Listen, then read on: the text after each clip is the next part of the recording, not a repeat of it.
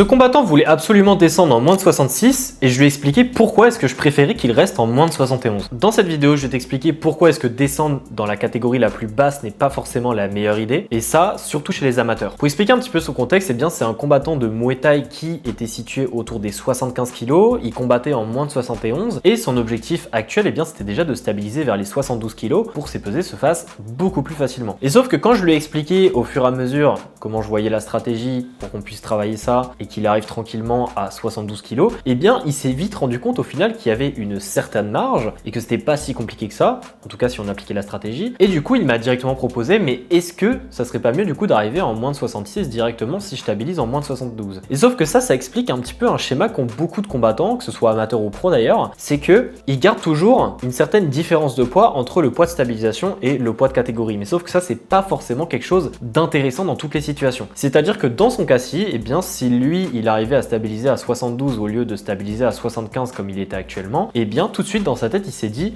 bah, vu qu'il y a 3 kg d'écart avec ce que je faisais avant, et bien ça veut dire que je peux aller dans la catégorie d'en dessous. Sinon aller de 72 à 71 c'est quelque chose qui est trop simple et ça vaut pas le coup de rester dans cette catégorie vu que je peux faire une encore plus grosse perte de poids et aller dans la catégorie d'en dessous. Et sauf que cette logique là, eh bien je la retrouve chez beaucoup de combattants et il y a un petit peu cette logique de mon poids de stabilisation doit être environ 5 kg au-dessus de la catégorie. Le problème c'est que ici je parle d'un combattant de Muay Thai, mais je parle d'un combattant amateur. Je parle aussi d'un combattant qui a parfois des schémas sur des compétitions où il y a des pesées tous les matins, ou alors parfois eh bien, il y a simplement une pesée le matin et il combat seulement 3-4 heures après. Bref, des scénarios où perdre énormément de poids, eh bien, ça va être forcément un peu délétère au minimum sur sa performance. Et du coup, lui, il se rendait pas compte en fait que le fait d'être amateur, le fait de combattre régulièrement, c'est-à-dire toutes les 2-3 semaines, également le fait d'avoir parfois peu de temps de récupération entre la pesée et le combat, et bien que ces choses-là allaient justement impacter ses performances dans le cas où il aurait décidé de perdre beaucoup trop de poids trop rapidement. Et ça aurait été le cas si par exemple on stabilisait en 72 et qu'il voulait combattre en 66 kg. Puisque c'est totalement logique, mais si tu veux descendre extrêmement bas, et bien forcément tu vas avoir de plus en plus de fatigue. Si tu fais une perte de poids qui est rapide, où tu vas perdre beaucoup de kilos, mais surtout tu vas perdre beaucoup de pourcentage de ton poids de corps, parce que pour un 72 kg de passer en 66 kg, ça reste quand même 6 kg, mais en termes de pourcentage de poids de corps, on arrive quand même assez proche des 10% de poids de corps, ce qui reste un pourcentage assez grand et souvent un pourcentage qui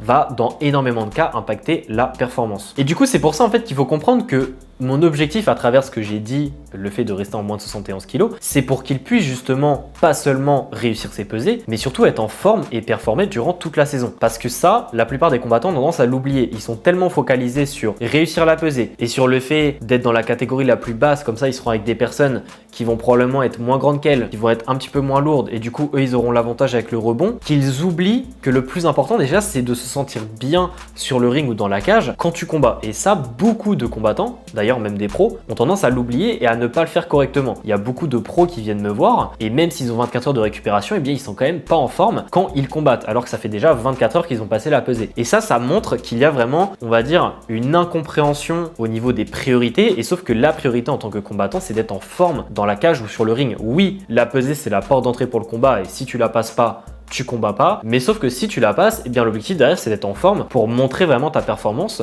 pour te faire une place dans tout simplement le système des sports de combat et pour monter dans les échelons. Et c'est pas seulement passer la pesée pour après être lessivé au début du combat, mais c'est pas grave parce qu'on a passé la pesée. Et du coup c'est pour ça qu'au final on a décidé de travailler sur le 72 kg, de rester en 71 kg et de garder cette idée du 66 kg quand il allait monter dans les niveaux, notamment quand il allait passer pro, et que pour le moment eh bien c'était plus intéressant en tant qu'amateur d'enchaîner les combats, d'être tout le temps en forme et de rester en 71 kg pour que justement ce soit peu stressant, qu'il y ait quand même une mise en place de stratégies qui vont lui servir quand il sera pro et quand il sera en 66 kg, mais qu'en même temps eh bien, il puisse justement être en forme durant toutes ces compétitions, et à savoir que forcément il allait tomber contre des personnes qui en face feraient peut-être la même erreur, c'est-à-dire le fait d'être dans une catégorie qui est trop basse pour eux et ils allaient être fatigués, alors que lui, eh bien il sera en forme. Donc pour conclure cette vidéo, il faut vraiment que tu comprennes en fait que la catégorie la plus intéressante pour toi, eh bien c'est pas celle où tu es le plus léger, mais c'est celle où tu performes le mieux. Et ça durant toute la saison, pas seulement durant 1 ou 2 compétitions. Donc si tu as un doute sur ta catégorie actuelle et si c'est la meilleure par rapport à ta situation, je t'invite à cliquer sur le premier lien dans la description de la vidéo. Tu peux réserver un appel gratuit avec moi. Comme ça, t'exposeras un petit peu ta situation. Je te dirai mon point de vue par rapport à ça et je te conseillerai quelle catégorie je viserai dans ton cas pour que justement tu puisses